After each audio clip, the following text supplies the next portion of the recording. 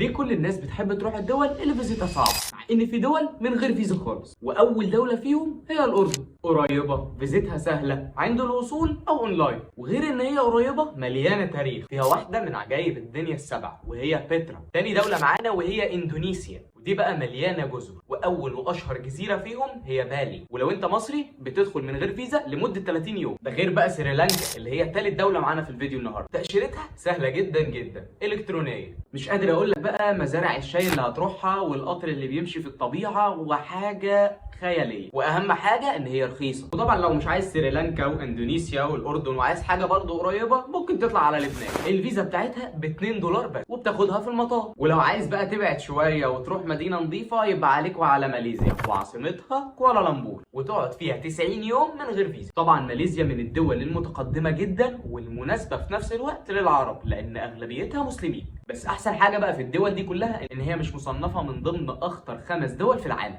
لو عايز تعرفهم اكتب لي كلمة اخطر في الكومنتات.